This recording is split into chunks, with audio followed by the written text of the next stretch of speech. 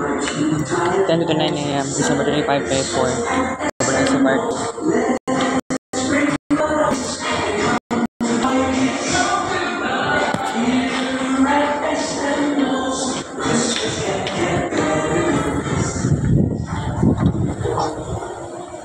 Uy, grabe. Part 2 mo na yung research na video vlog. SM Lanang ko karon.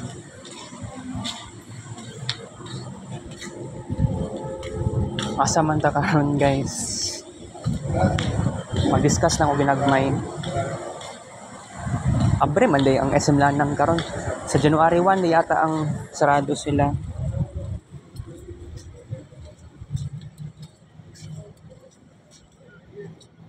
Kuyawa po daw niya diri eh.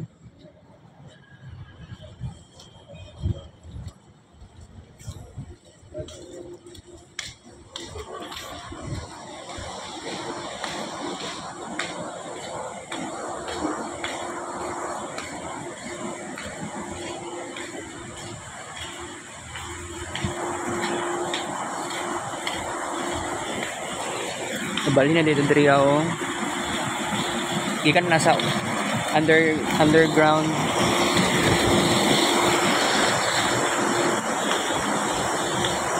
Ako i-discuss sa inyo karon ang katong mga moments katong naging adlaw nilayas si pastor.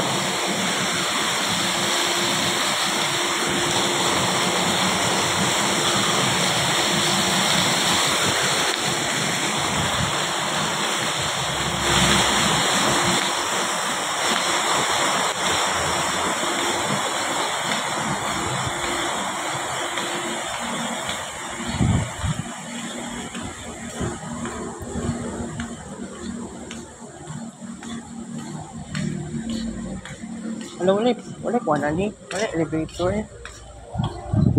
Naabot pa may taon ko diri eh. Sige lang, diri lang ko mag-discuss. From first time pa ko diri ani abot. Okay. So ano kailangan ko mo discuss tong mga moments tong naging adlaw no, biglaan. Nibalaan na nako nga wala na ni kumpra si pastor. Gisugo ko sa akong mama December 23 alas 2 pasado sa hapon. So gisugo ko sa akong mama. Pero ako pa'y una nakabalo.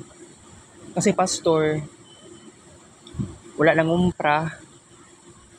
Katong nakalutod na balde nara sa pwesto ni mama. Walay sulod ang balde. So, na-shock yung ko ato. And then, kagahapon, nag-chat si Hernan kay mama, kasi pastor, ni uli og bukid. Kagahapon na ni uli sa bukid. So, by the way, wala man po ko kabalo asa si pastor. Itong December 23, hapon ng tod. December 24 sa buntag.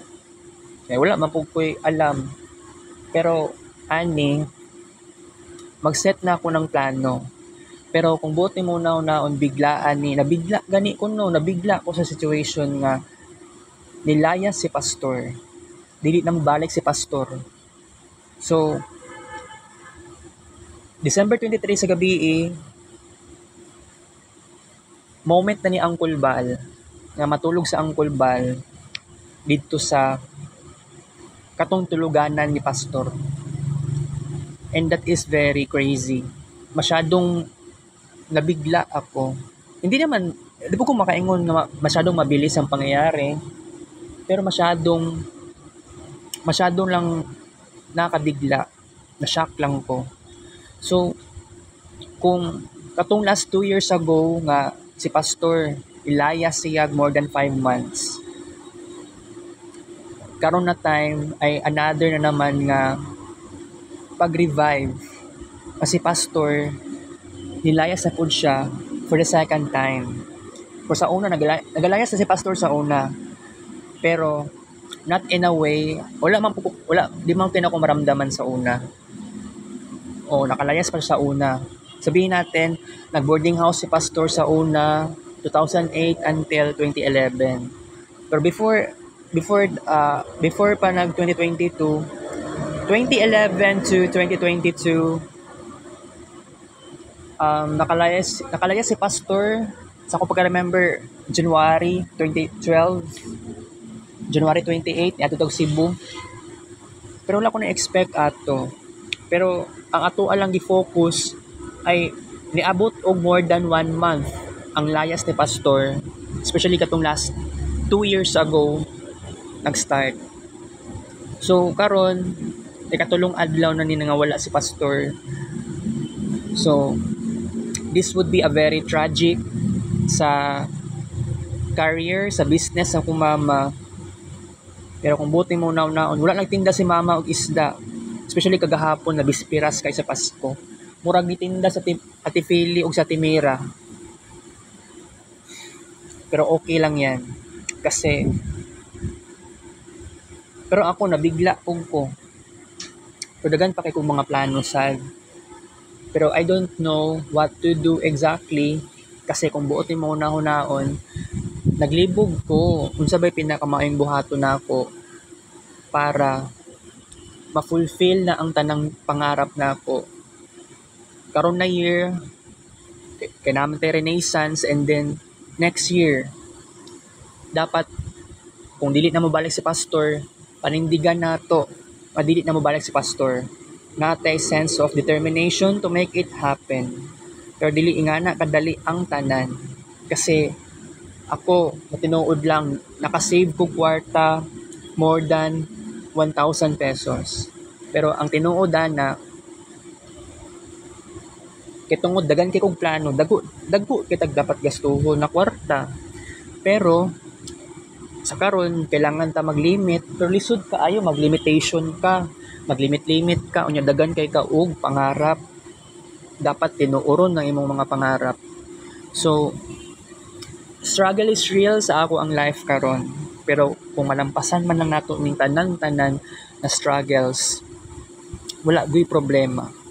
Okay? So,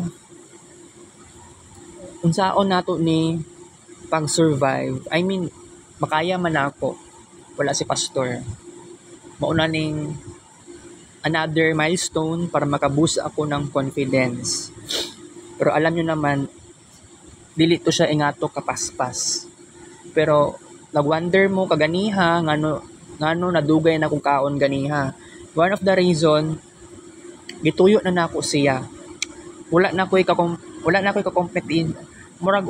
kakompetensya sa CR. Kinsay mag-una og sulod sa CR para maglaba. Si pastor manggod maglaba si pastor. Sa una manggod, maglaba si pastor, mabot alas 5 sa buntag, abot alas 6 sa buntag, pero nahimog alas 7 sa buntag, nahimog alas 8 sa buntag.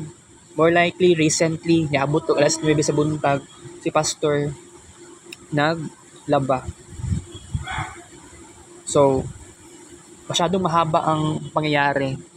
Na originally, akong mama mismo ang naglaba sa mga labhonon ni pastor.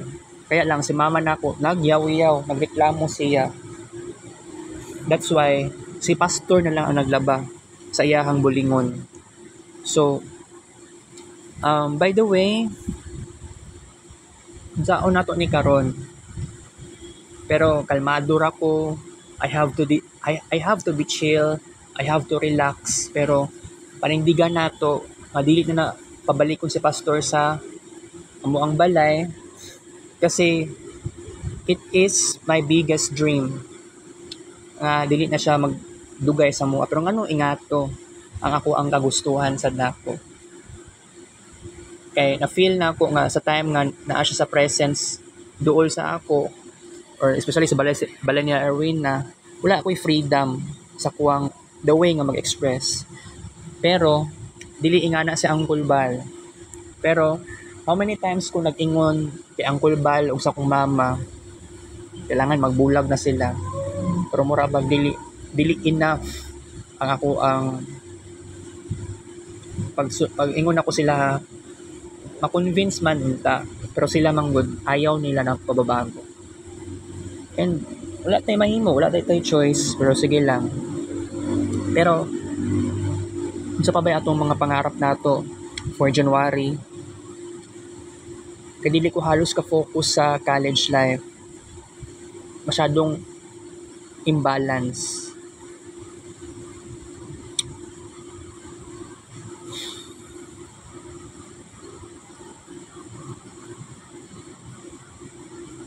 Okay. Ayaw ko ng ganito, guys. Boring na yung taon na akong life eh.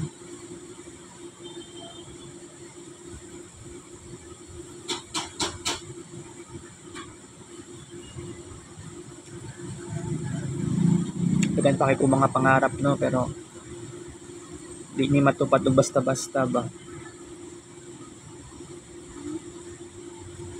Nakakitaan man pud nako nga kung buot nimo naon.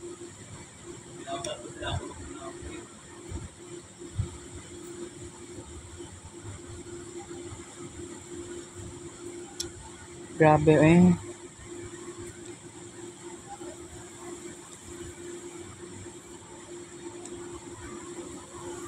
Struggle kog maayo.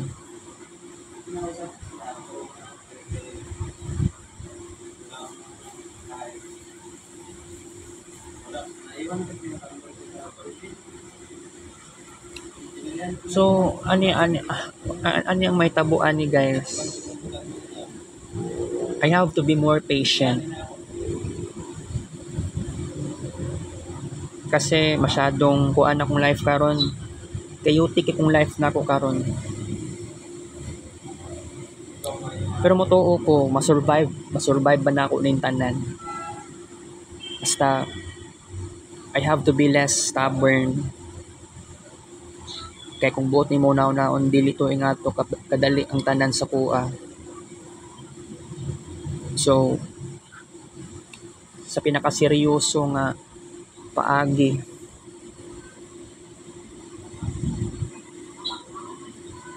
buot nimo naon guys.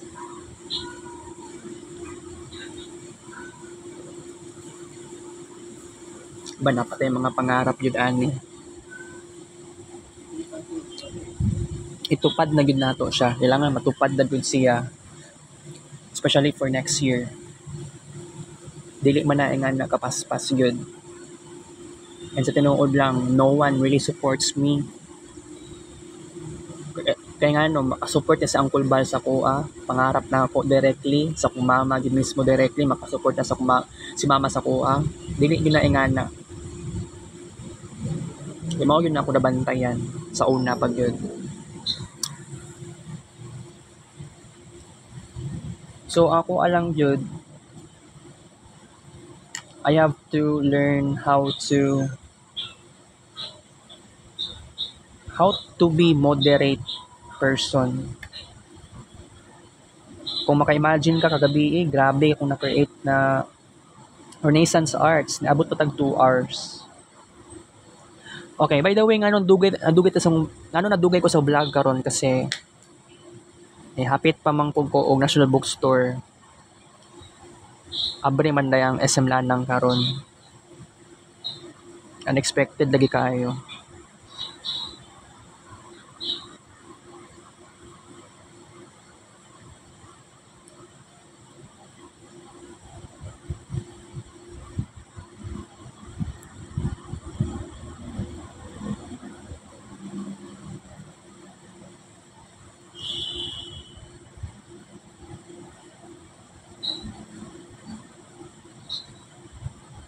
Okay.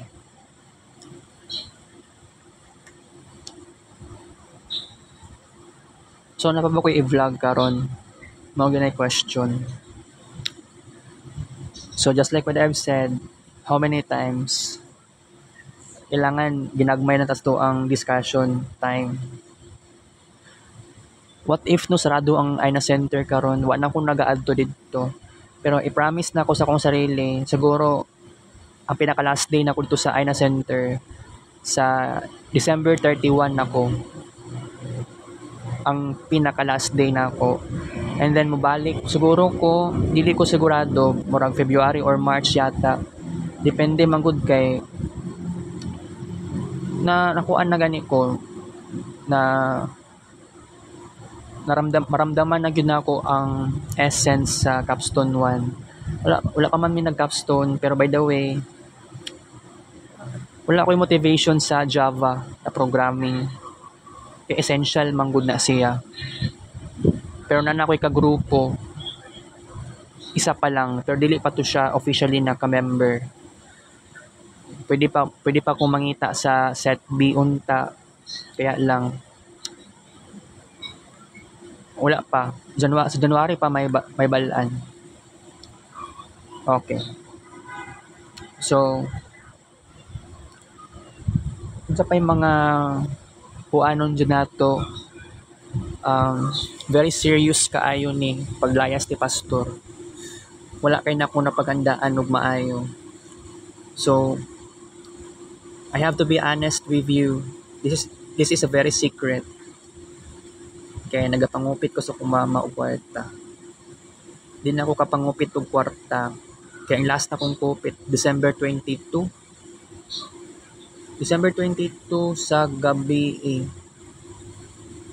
O tama, kay katunga time, Christmas party.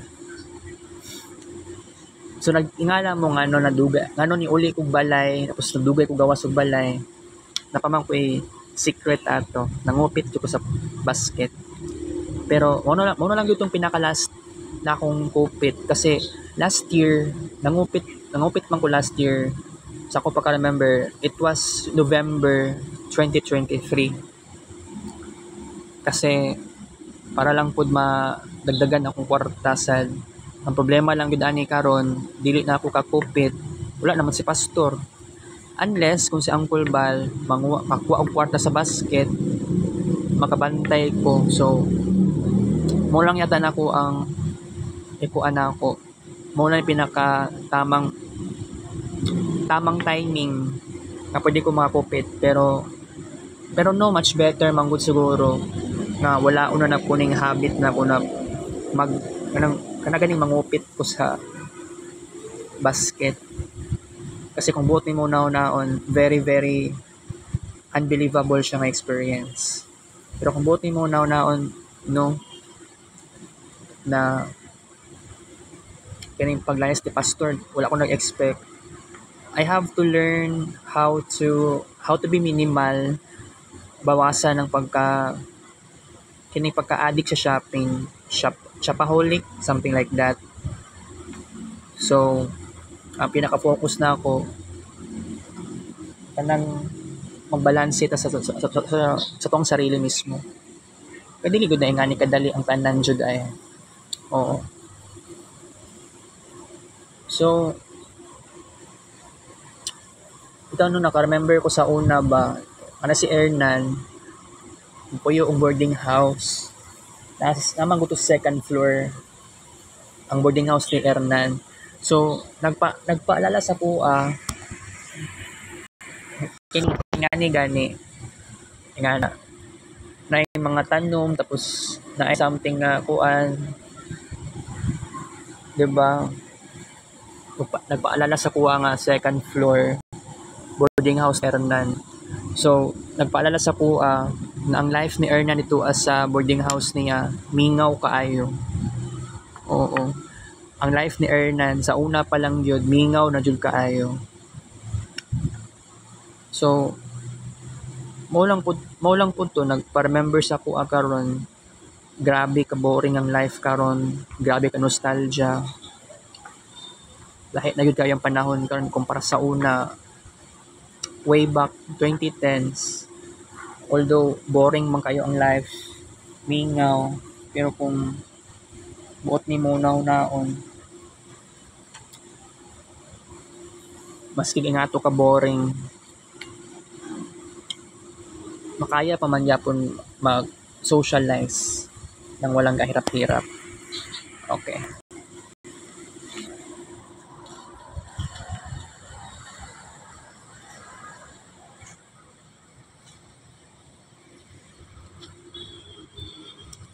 Naraman dili ang hagdanan. Para dili ang hagdanan. Nga tingala gani ko murag way hagdanan dere.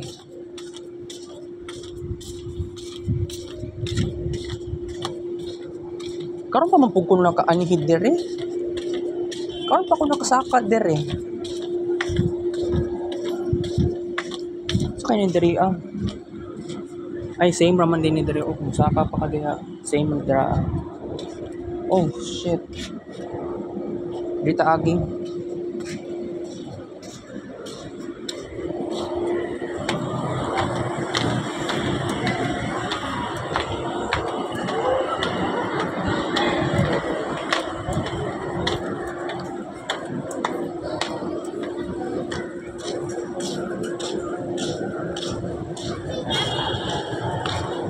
Abi na ako gasap. Abi na ako dito muagi. Diya man di ko nasa bookstore. Kita ninyo dara. Okay na. Tapos diha. Diya pa di ko niagi. Kaagi kaayo. Nasyak gani ko no. Naglibog gani ko. Wala di ko niagi dito sa. Wala ko nakakuan dito adi ay. Sa unahan, likod. First time na po kaya ako naabot dito. Sige lang, okay lang yan. Okay. So, kung sa pa ba i-discuss na to, no, I hope makabisita ko laing lugar. Eh, mawamang gina akong pangarap na ako. Mawato ko laing lugar sa Davao City. Kasi ang life na po, very boring talaga.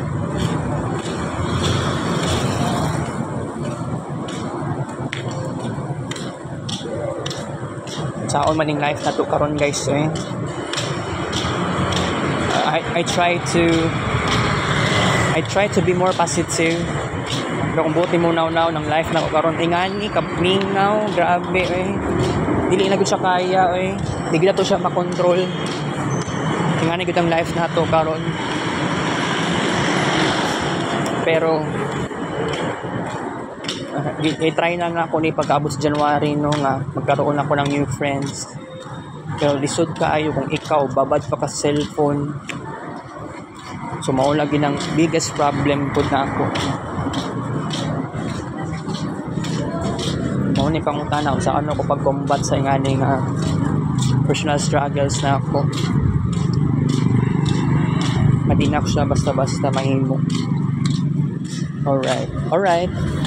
And by the way, bago ta magtapos sa to ang vlog karon, basta magtingala mo ng magdugay kong kaon, diba? So dapat mukaon yung tapo ganiha. Dapat mukaon alas 7 pasado sa buntag instead na alas 9 na kasi alas 9 na kayo pasado sa buntag.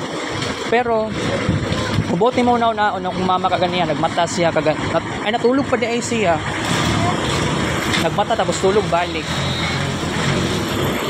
Ingat to.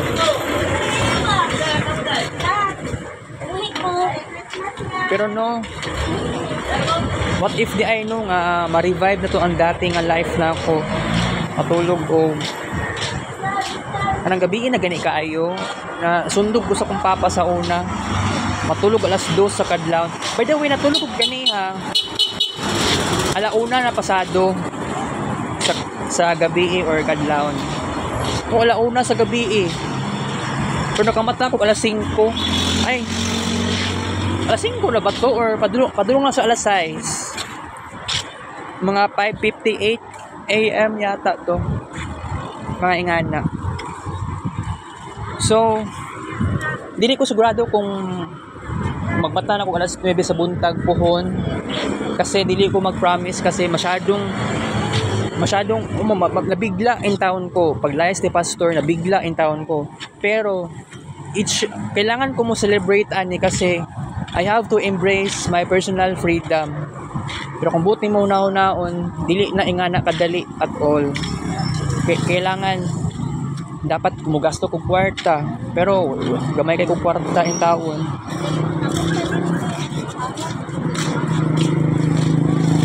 Wala ning ato ang tamang buhaton na ato. Limit lang gyud. Kasi this is very crazy. Kung i-force pa nato ang atong sarili nga, uy, sige, go. Gasto tag dinagko. Magshopaholic kay taani, mao nay makadaot, di ba? Alright. So, tungod wala na si pastor, maguna-una na ko sa mga posibilidad. Actually, para sa karon na week ug next week na plano. Kay dili pa ni siya pang 2025 nga plano. Alright? So, I have to be serious on this. I have to focus. Kasi life is so short. Pero boring ang life karon, kapaloko. So wala tayo mahimo. Kailangan nato siya di pa siya may na embrace way. Pero kailangan mo adapt jud ta ni dawato ng kamatuoran nga ni ka boring ang life. Boring ang life pero wala tay choice. Wala tay choice. Okay, so I have to limit myself sa tuang time nato sa vlog karon. So I have to stop na muna. So kayo no. Kita Kids Lyrics Vlog, take off all. 55 AM nag-upload ko ganiya o mga pictures, mga screenshots. Wala pa to kids paint. Mga selfie na ko. And then mga pictures sa fam camera, 8-bit painter nga pictures, screenshots and more. Nag-upload ko ganiya 4,590 ka pictures ako ang na-upload ganiya. So makita ninyo sa akong albums, dagko ang nabawas kasi nag-upload ko ganiya kay wa ko lingaw ka ganiha guys. So ayaw mo pag-wonder nga no nadugay ko nagligo ganiha, dugay ko kaon kasi gituyo ra pud na ako. Kay bakasyon kailangan ko kuan maghimo og tasks, very independent og kanang ako gi mapili sa unsay oras gani good para na ako ko'y freedom good ba. Okay, so taod-taod na ako mo sakay og jeep para mauli sa balay. Kita Kids later. Love you.